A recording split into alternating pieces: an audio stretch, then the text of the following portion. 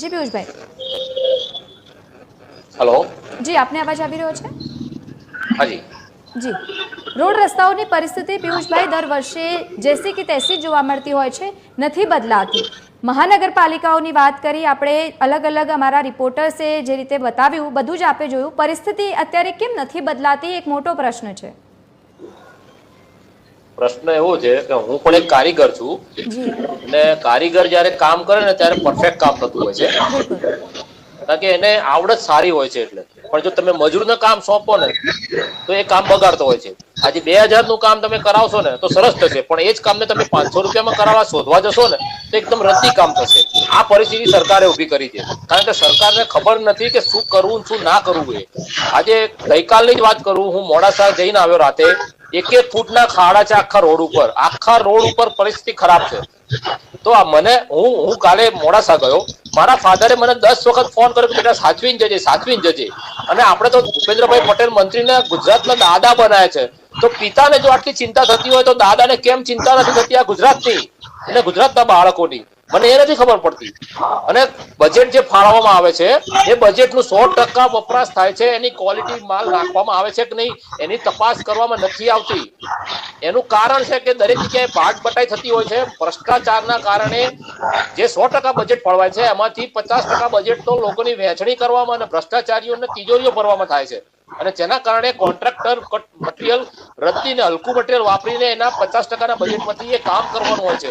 પરિસ્થિતિ એટલી ખરાબ ઊભી થઈ ગઈ છે, અને સરકારે નીચેના તમામ અધિકારીઓને એક એવો આદેશ આપ્યો હોય એવી મને 100% શંકા છે કે તમારે જનતાનું સાંભળવાનું નહીં, જનતાના ફોન ઉપાડવાના નહીં, સમાજ સેવકના ફોન ઉપાડવાના નહીં, કોઈ પણ વ્યક્તિઓના ફોન ઉપાડીને જવાબ નહીં આપવાનો।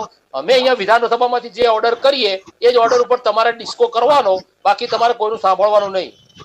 આ પરિસ્થિતિના કારણે શહેરની પરિસ્થિતિ છે, ગુજરાત રાજ્યની આખા રોડ રસ્તાની પરિસ્થિતિ ખરાબ થઈ ગઈ છે, અને આના કારણે જનતા હવે પરિવર્તન માંગી રહી છે। મારે નથી બોલવું રાજકીય બાબતે, મારે નથી બોલવું, પણ કહેવાનો મતલબ કે હવે જનતા પરિવર્તન માંગી રહી છે કે હવે આ તો હદ થઈ ગઈ એમ।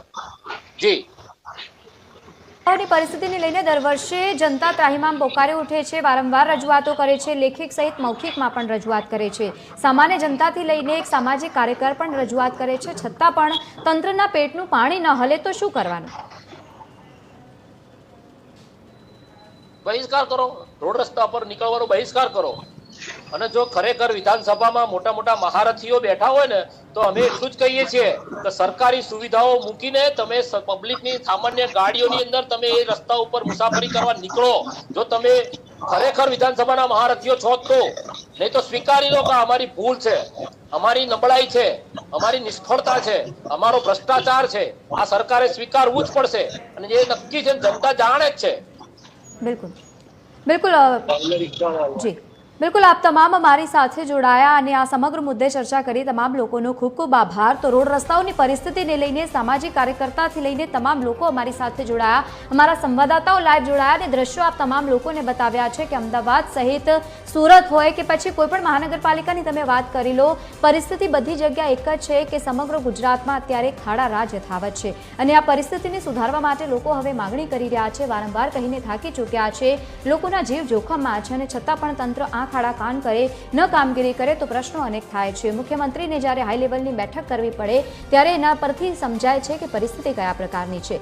અત્યારે ખાડાઓને લઈને લોકો ત્રાહિમામ પોકારી ઉઠ્યા છે। તમે સ્ટેટ હાઈવેની વાત કરી લો, નેશનલ હાઈવેની વાત કરી લો, સામાન્ય રસ્તાની વાત કરી લો, ગાંવ ખેડાની વાત કરી લો, પરિસ્થિતિ બધી જગ્યા એક જ છે। ક્યાંક ખાડો છે તો ક્યાંક રસ્તામાં ખાડા છે, તો ક્યાંક રસ્તો જ ના હોય તેવા પ્રકારની પરિસ્થિતિ છે।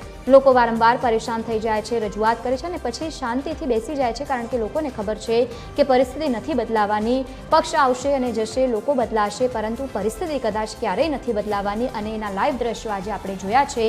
અમદાવાદમાં વરસાદની શરૂઆત થઈ છે, હજુ 2 મહિના સુધી વરસાદ ચાલવાનો છે, અને અત્યારે આ પરિસ્થિતિ છે તો 2 મહિનામાં રોડ રસ્તાની શું પરિસ્થિતિ થશે તે હવે સૌ કોઈની નજર છે। કોઈક રોડ રસ્તા ઉપર બેસીને આંદોલન કરે છે, તો કોઈક જનતા એ સામાન્ય લોકો એ પ્રશ્નો કરે છે રાજનેતાઓને કે શું તમે અહીંયાથી નથી નીકળતા, તમારા બાળકો અહીંયાથી નથી નીકળતા, શું તમને લોકોને ચિંતા નથી? નથી થતી કે રોડ રસ્તાઓની આવી પરિસ્થિતિ હશે અને અમારા ઘરના સદસ્યને કશું થશે તો પછી જવાબદાર કોણ રહેશે? આ પરિસ્થિતિ જોઈને અનેક પ્રશ્નો થાય છે, પરંતુ મુખ બધીર બનીને બેઠા એ રાજનેતાઓ કશું જ બોલવા માટે તૈયાર નથી. ગાડીમાંથી ત્યાંથી પસાર થઈ છે અને નીકળી જાય છે.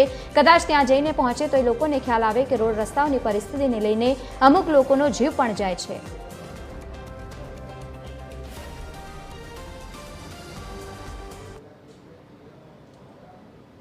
તો બુલેટિનમાં બસ હાલ આટલું જ. દેશ વિદેશી તમામ અપડેટ્સ માટે આપ જોતા રહો TV13 ગુજરાતી. હકથી ગુજરાતી. નમસ્કાર.